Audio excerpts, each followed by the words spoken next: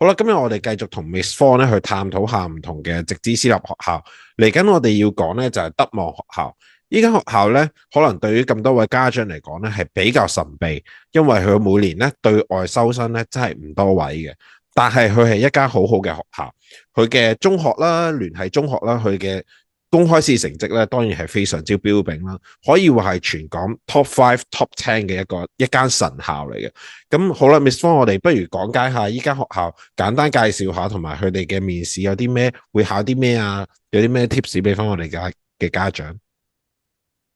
好啊，咁嗱，德望咧學校咧，其實係一間叫做龍校啦。咁所謂龍校咧，但係唔係佢100%收翻自己嘅幼稚園㗎，即係其實佢都係會需要咧，即係有個叫做評核啦咁樣。咁佢係一間私立嘅學校嚟嘅。咁佢哋就算佢自己校內嘅學生咧，其實咧佢會有一個學期裡面咧，係每個月都會有一條即係 show and tell 嘅題目啦，就係講緊譬如好似 My Favorite Toy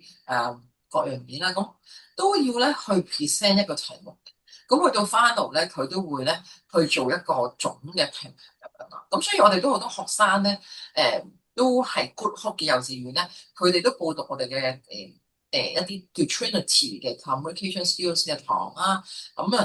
prepare 佢哋嘅 show and tell 嘅 skills。咁所以咧，如果係而家都讀緊 good hope 幼稚園嘅學生咧，都係真係需要。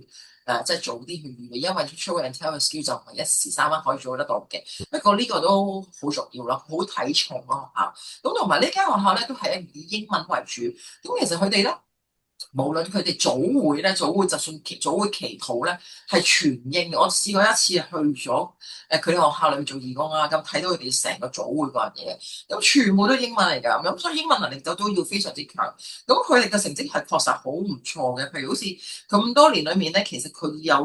出咗2位嘅10A 狀元啦，同埋4位 DSE 嘅狀元，其實都幾好。同埋咧，如果你去到個中學咧，其實都90%嘅咧可以入到即係香港嘅即係一啲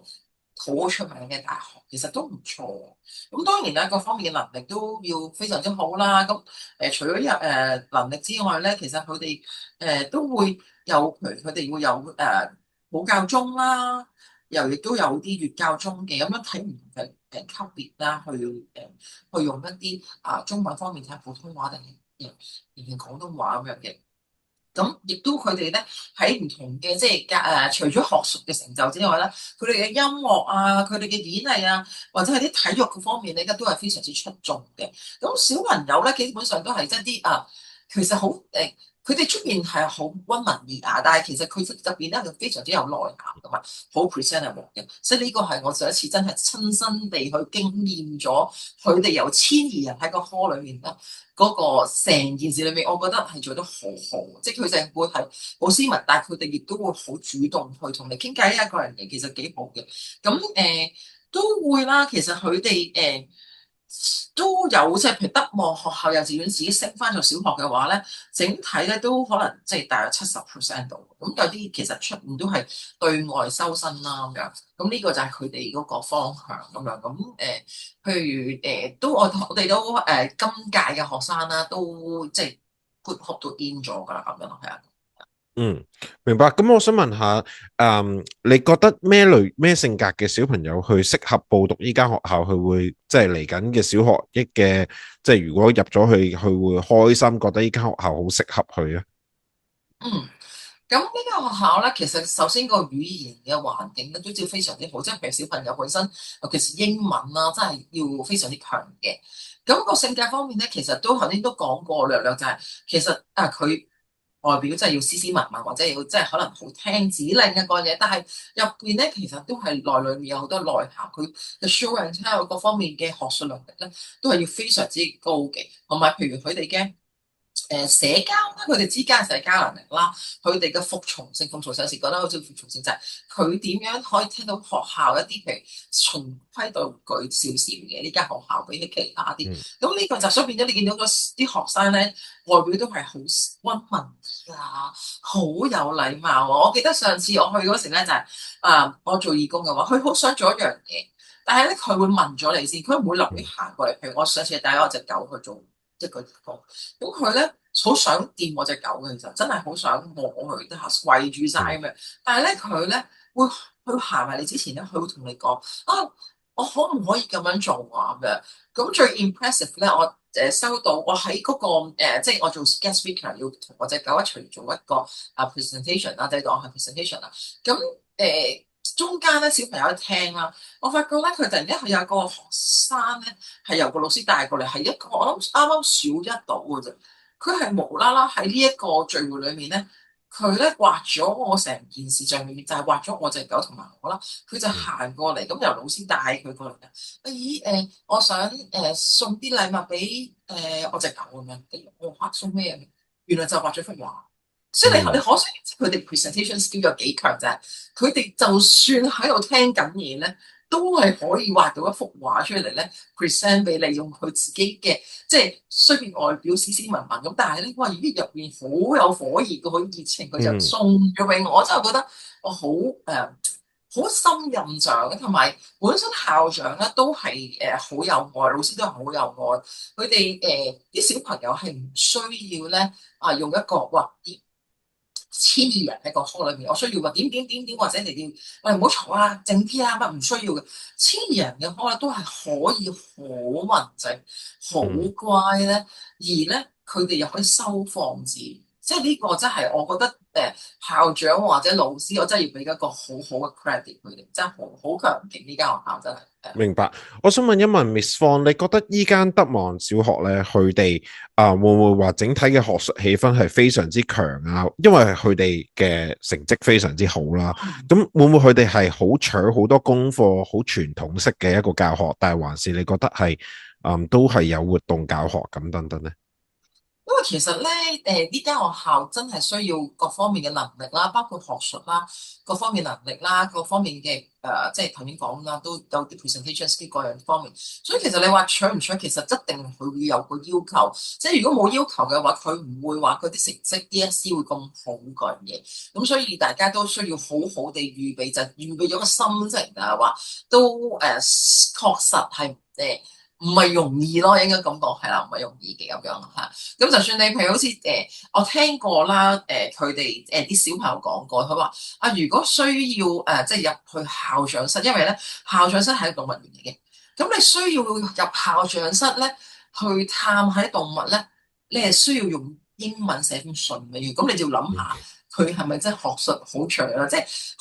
當個小朋友預備咗，或者佢嘅基礎係唔錯嘅話，我諗又唔可以話好長嘅。咁長唔長，其實嗰個在乎於小朋友，其實個底子有幾好。咁一定係唔 easy 噶啦。即係呢間學校，即係你嘅成績咁好，一定係係啊咁。明白。係啦，咁 Miss Fong，我哋不如講下依間德望小學佢哋 interview 究竟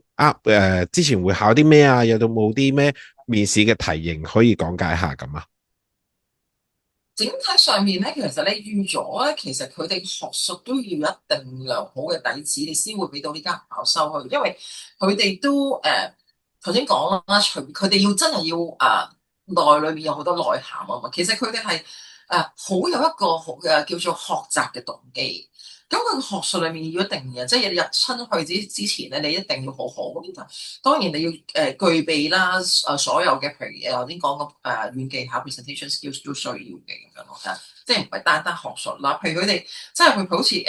佢哋 interview 裏面嘅過程做啲咩？譬如好似曾經試過就係話，咦佢哋有一張好似張紙一張格格嘅紙啦咁樣，咁咧佢會聽一啲數字或者一啲中文英文字嘅話咧。咁咧，佢又就要咧去剔翻，即係吸翻嗰個印啦。咁要吸咗之後咧，其實你識玩 bingo 啊，即係佢 bingo，咦，佢講咗一個遊戲規則，就係話我要玩 bingo 點點點，大家都知道點樣玩 bingo 啦。但係最緊要就係要聽到個老師指令，因為咧老師只講一次嘅啫，多都唔會講噶啦。你真係呢一 part 係好難對於小朋友。另外有試過就係話，即係譬如佢又會講緊一啲即係指令，譬如可能會叫你喺邊一個位置一個格格嘅裏面，喺邊個位置嗰度就要譬如即係寫個名咁樣。咁佢用英文，會講噶嘛，會做呢啲題嗯目啦。咁中文都會嘅。咁變咗成件事裏面咧，佢唔係就學術咁簡單，而係你個聆聽指令要做得好好喎。同埋譬如佢哋都會有啲講故事啊，或者基本嘅問題，佢都會問啦。咁一啲手作仔嘅嘢做，佢哋都會譬如跟住啲指令去做一啲小組嘅遊戲，譬如佢哋講緊，咦，我哋用啲乜嘢砌考板咧，即係攞啲顏色啊，攞啲圖案出嚟砌一樣嘢，跟住形狀，跟住講出嚟。咁可能老師就會講下，咦，我要幾多個圖形，即係邊一個圖形，我要幾多隻幾多粒啦，即係幾多塊啊，咁樣去做成呢個圖形。所以咧，其實咧就要好聽清楚，即係佢內邊佢係知有好多學術嘅嘢，但係你最緊要就係你聽清楚個指令，我要好乖好聽清楚個指令先會 execute 得到咯。咁所以其實都即係家長嘅都需要填問卷嘅，確實即係譬如好似問及咧小朋友嘅生活習慣啊，佢哋嘅品德教育啊，未來學習方面呢啲需要問即係填問卷啊，去問啊，要見即係呢一方面咧，裡面咧都需要即係稍作預備咯，因為都唔係咁容易。咁當然啦，譬如佢哋 iPad 啊，都會問嗰啲問題啊，譬如播啲影片出嚟啊，或者啲學術題叫你重組句子啊、中英文認字啊，佢哋佢啲睇啲圖配啲字啊，或者數學嗰啲都會有嘅。咁iPad 睇影片之後，其實老師會即係發問問題啦，因為其實 iPad 裏面可能做咗啲嘢嘅，咁佢要睇完之後留心翻頭先剛才個 iPad 播咗啲乜嘢，而答相關嘅答案咧，確實咧真係唔係咁容易。咁同埋咧都上年咧都有要求帶本書去即係去問問題啊咁樣，唔係問問題，即係其實帶本書去睇，佢未必一定問問題，問落係啊，即係都會。嗯即係有個閱讀嘅習慣啦，至少有時小朋友，但係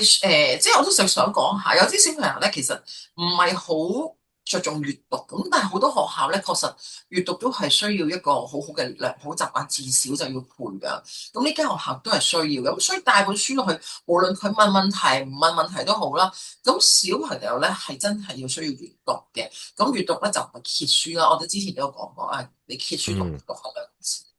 咁呢個都需要稍為留意咁樣。好，唔該晒 Miss Fong。